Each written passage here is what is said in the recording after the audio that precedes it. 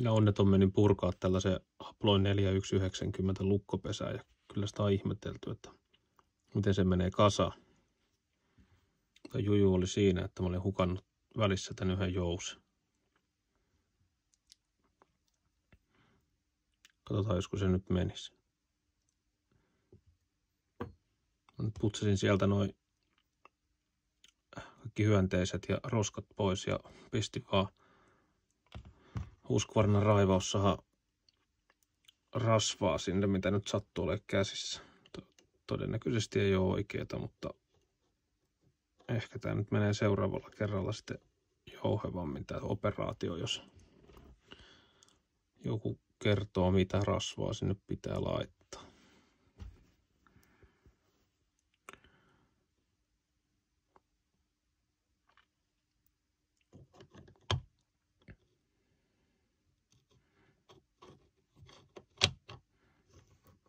Pitkään mä ihmettelin, kun toi jousi oli hukassa, että miten ihmeessä tämä systeemi saa vetämään sille, että tämä kieli pysyy, joku jäykkä jousi puuttuu tai joku voima pitää saada.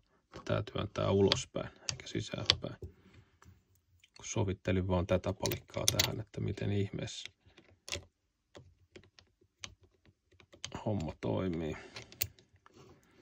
Että eihän tämä voi toimia. Mä en nyt edes ole ihan varma, meneekö tää oikein päin näin. Mutta mun mielestä tää lähtee toimimaan, kun toi ottaa tohon kiinni.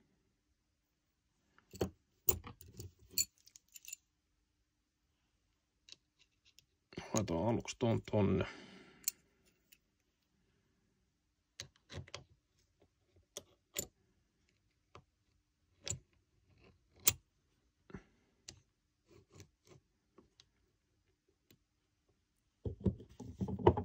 Sitten se ottaa ja vääntää tähän jousen. Millähän mä nyt saan väännettyä sen elektroniikkapinsetit joo. No ottaa ainakin tuolta kiinni. Tonne kun pistää sen, niin nyt se vetää koko ajan tuohon suuntaan.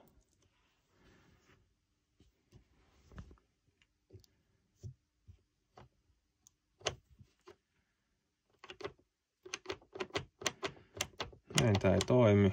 Sitten kun tää lukko tai nämä osat kääntää ja työntää tätä, niin tää nyt jotenkin liikkuu. Törskätään nyt tonnekin rasvaa. Musta tuntuu, että sinne saattaisi tuolla vähän liukuvaakaan tavaraa.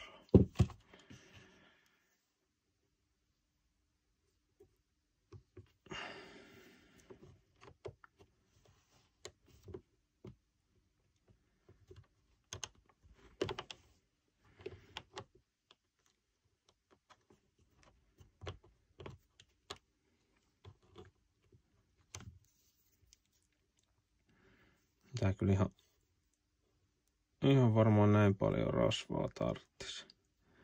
Pistetään tonnekin vähän tosta.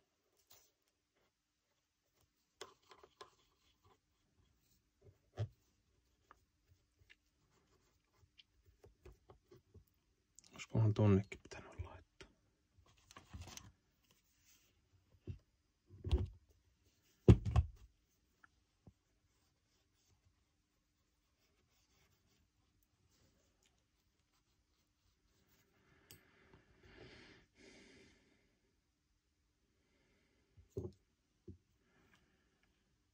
Nämä palikat menee varmaan näin, että nämä tasaiset päädyt menee yhteen. Ja nyt tää molemmilta puolelta, kun tätä sitten joku avain tai sisäpuolen lukkomekanismi lähtee kääntämään, niin tää todennäköisesti toimii tai ei. Täällä on vielä tää yksi lukon pikkusalvan lipare. Se tulee tonne. Ja sitten tää menee ulos. Ja täällä on yksi jousi. Mitenpä mä sen laitan sinne?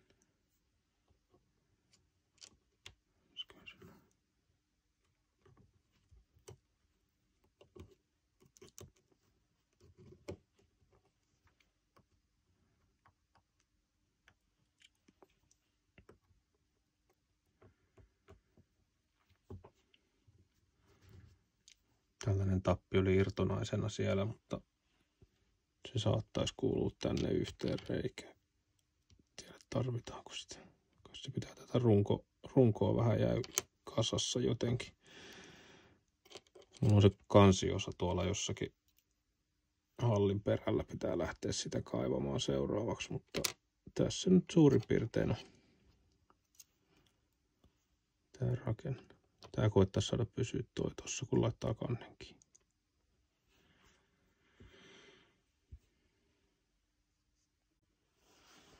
Löysin tämän kannen, niin kyllä tää varmaan pysyy tuo yksi tappi tuolla. Nyt laitoin tännekin vaan tätä rasvaa sinne kohtaan, missä näyttää, että on liikuttu. Niin.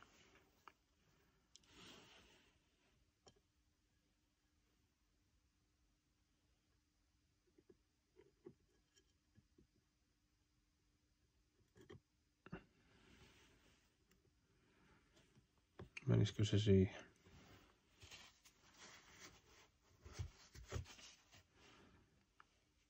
No niin.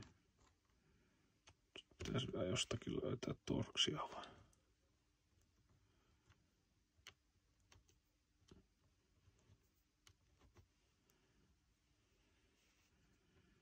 Purin Lukon talolla ja alkupätkän purin hallissa ja sitten tuli vielä työpöydälle tekemään loput, niin täällä on työkalut pitkin tonttia niin kuin aina.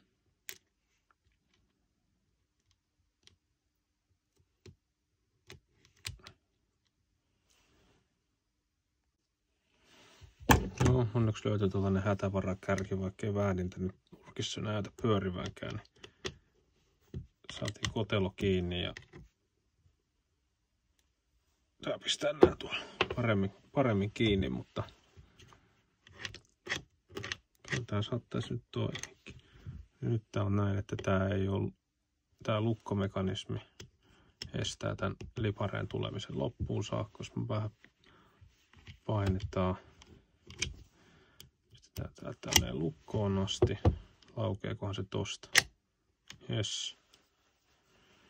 Nyt se on lukossa.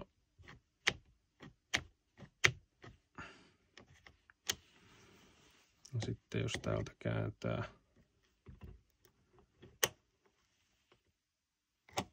näyttäisi toimiva. Jäi vain jumi. Hieno juttu.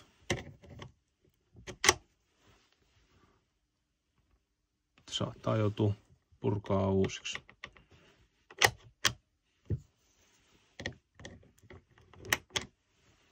Joo, koitetaan nyt yö mennä sillä, että saa ovet lukkoon.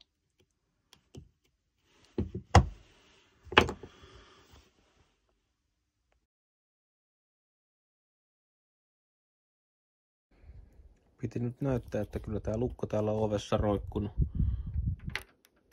Huskuornan rasvoilla vielä jotenkin liikkunutkin.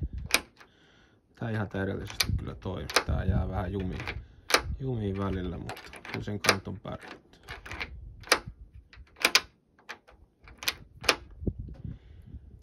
Yksi juttu ihmettää. Jos katsoo tätä avaimen tai lukkopesän asemointia suhteessa tähän ulkokuoreen, mikäli ja messinkin mökkylä onkaan, niin se on hirveän rakko. Jos avaimen pistää tähän ja avain tökkää käytännössä jää kanittamaan tosta. Avain ei mene ihan niinku pohjaan.